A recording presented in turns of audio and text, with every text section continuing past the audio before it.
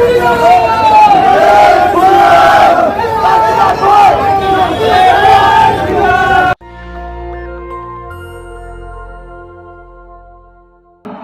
मैं शंभू कुमार सिंह और आप देख रहे हैं नेशनल दस्तक। वीडियो देखा आपने?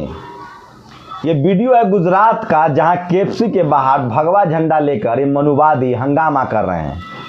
दरअसल जब भी कोई हिजाब, जब भी कोई धार्मिक कर्मकांड को लेकर खबरें चले तो समझिए कि देश में कोई बड़ी लूटपाट मची हो।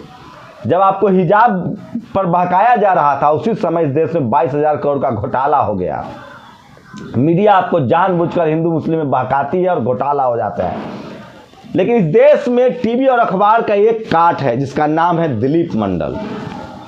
इस देश का सबसे बड़ा बुद्धिजीवी पत्रकार, इस देश का सबसे बड़ा बहुजन पत्रकार, इस देश का सबसे तेज तरार पत्रकार, इस देश का सबसे ईमानदार पत्रकार और इस देश का सबसे खतरा लेने वाला पत्रकार अगर कोई है तो वो दिलीप मंडल है।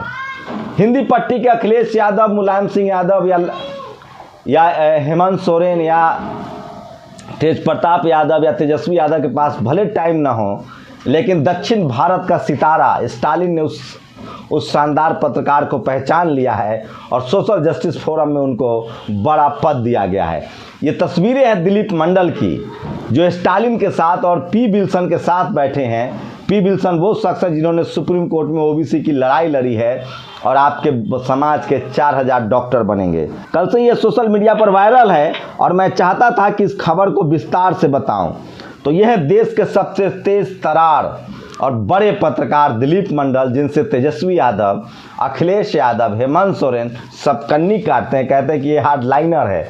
हम जैसे तमाम लोग इनको फॉलो करते हैं। मैं फिर कह रहा हूँ, इस देश के एससी, एसटी, ओबीसी और माइनॉरिटी के लोगों ने जिस दिन दिलीप मंडल को करोड़ों की संख्या में ट्विटर और फेसबुक पर फॉलो कर लिया, उसे न टीवी की ज़रूरत होगी, न अखबार की ज़रूरत होगी।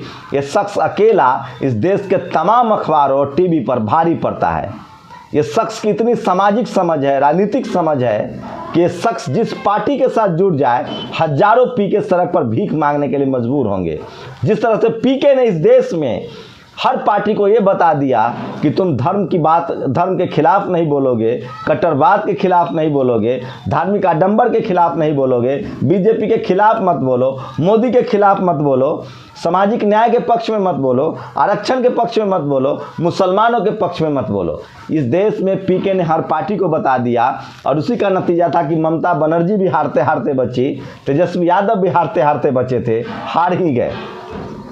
सब किया धरा पीके का था। उस पूरे बाइनरी को तोड़ने की अगर किसी में हैसियत है तो वो है शख्स दिलीप मंडल। तो ये तस्वीरें देखिए दिलीप मंडल की, वो उस घर की तस्वीरें हैं जहां पेरियार रहे, जन्मे, वहीं मरे और उसको लोग तीर्थस्थल मानते हैं। स्टालिन के साथ उनकी बातचीत है। उन्होंने मंडल कमीशन पर 2 किताबें दी है और सामाजिक न्याय, राज्यों को अधिक अधिकार और शिक्षा तथा स्वास्थ्य में सरकार की भूमिका पर आज तमिलनाडु के मंत्री के स्टालिन से चर्चा। उन्होंने मुझे राष्ट्रीय सामाजिक न्याय फोरम में शामिल होने का निमंत्रण दिया, जिसे मैंने सहर्ष स्वीकार कर लिया। एमपी विल्सन के साथ है नीट में ओबीसी रिजर्वेशन का केस, इन्होंने ही सुप्रीम कोर्ट में लड़ा था और ये शानदार तस्वीरें हैं। लेकिन हिंदी पट्टी के जो नेता हैं उनको इस तस्वीरों से कोई मतलब नहीं है, कोई सरोकार नहीं है। दिलीप मंडल ने 2 किताबें भेंट की है स्टालिन को, स्टालिन को, जिसमें मैंने मंडल कमीशन पर है। एक है लाइब्रेरी में इनका नाम है चंद्रभूषण यादव और सत्येंद्र पीएस। मंडल कमीशन का काम स्टालिन जोर शोर से आगे बढ़ा रहे हैं। क्या स्टालिन देश के अगले प्रधानमंत्री होंगे? अगर दिलीप मंडल को बागडोर मिलती है तो वो स्टालिन को सोशल जस्टिस के सबसे बड़े नेता के तौर पे जो वो काम कर रहे हैं, उनके प्रचार प्रसार को एक शख्स अकेला मोबाइल मतलब ट्विटर और फेसबुक से कर सकता है। इस देश में दिलीप मंडल से कोई बड़ा, कोई समझदार, कोई तेज तरार और बहुजनों के हित ऐसी संविधान को मानने वाला शायद ही कोई पत्रकार हो, जो मुझे लगता है, ये मेरी निजी राय है। तो मैं फिर कह रहा हूँ, ये देश के लिए बड़ी खबर है। हिंदी पट्टी के लोग जान ले कि स्टालिन जो है वो सबसे बड़ा उभरता सितारा है। भले हिंदी पट्टी के लोग के नेता जो है वो हार्डलाइनर कहें, एससी, एसटी, ओबीसी, माइनॉरिटी के पत्रकारों को तरजीह न दे, हम जैसे लोगों को इंटरव्यू न दे, क्योंकि वो हमें यूट्यूब वाला समझते हैं। उनको अभी भी ईमानदार पत्रकारों की ज़रूरत है, टीवी अखबार की ज़रूरत है। लेकिन स्टालिन, जिनके पास हजारों टीवी अखबार हैं, द सन ग्रुप भारत का सबसे बड़ा मीडिया अखबार है, टीवी है, ग्रुप है, उसका मुख्यमंत्री जो है वो सोशल मीडिया के सबसे बड़े पत्रकार, बहुजनों के सबसे बड़े पत्रकार, इस देश के सबसे तेज तर्रार पत्रकार दिलीप मंडल को पहचान लेता है।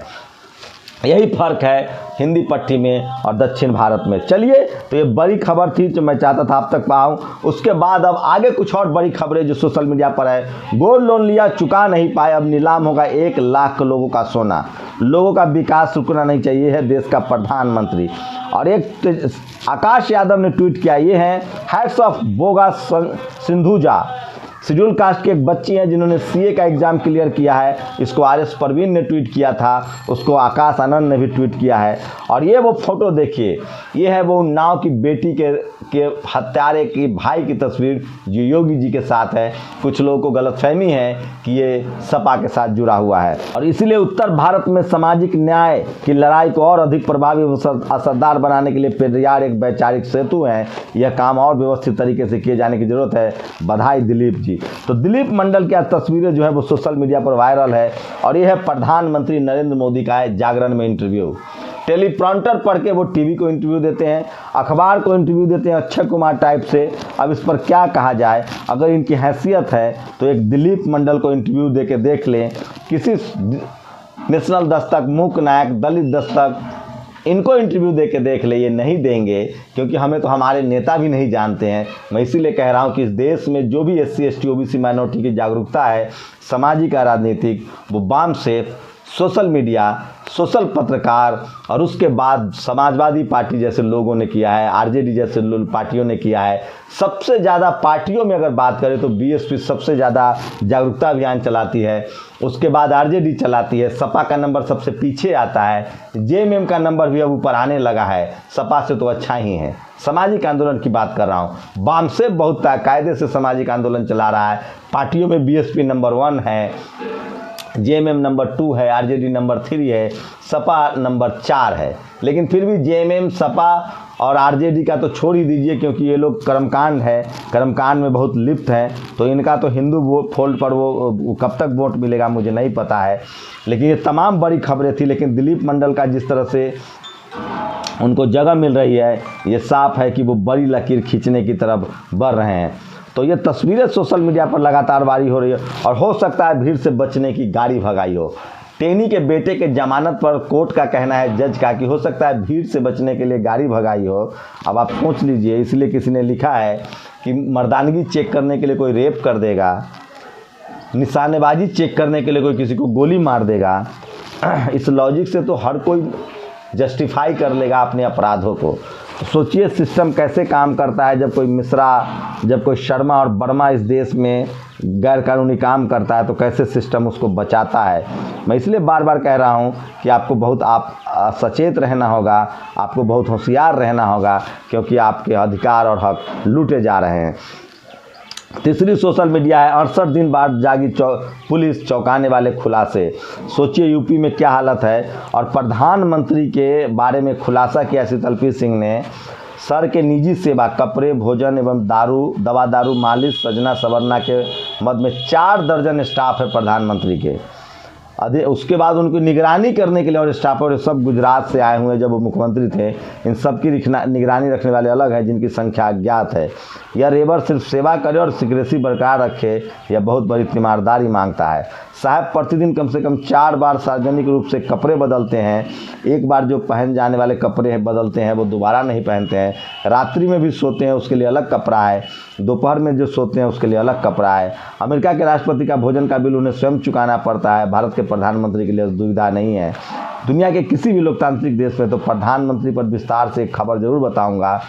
22,842 करोड़ का बैंक घोटाला सबसे बड़ा घोटाला है और 1 खरब का राफेल घोटाला जो है वो सबसे बड़ा घोटाला है, जिसको लेकर लगातार सोशल मीडिया पर बात हो रही है। तो ये आज की थी बड़ी खबरें बहुजनों को लेकर। मैं फिर कह रहा हूँ कि सोशल मीडिया ही सच्चा मीडिया है, सोशल मीडिया ही असली मीडिया है। टीवी अखबार जो दिखा रहा है वो खबर नहीं, प्रचार है। इस देश में जिस दिन बहुजनों ने सिर्फ दिलीप मंडल को 10-20 करोड़ की संख्या में लाइक कर लिया, उनको फॉलो कर लिया, टीवी और अखबार देखने की ज़रूरत नहीं पड़ेगी। और अखिलेश यादव को, तेजस्वी यादव को, हेमंत सोरेन को सोचना पड़ेगा कि उसके समाज का सबसे तेज तर्रार पत्रकार को आखिर दक्षिण भारत का मुख्यमंत्री पहचान पाता है, आप क्यों नहीं पहचान पाते हैं? अपनी प्रतिक्रिया जरूर दीजिए। शुक्रिया। नेशनल दस्तक की आपसे गुजारिश है कि अगर इसको बचाना चाहते हैं तो नेशनल दस्तक को सब्सक्राइब करने के लिए रेड कलर के सब्सक्राइब बटन को दबाएं, फिर बेल आइकन की घंटी दबाएं। नेशनल दस्तक को बचाने के लिए बहुत ज़रूरी है कि हर खबर को शेयर करें, लाइक करें, कमेंट जरूर करें।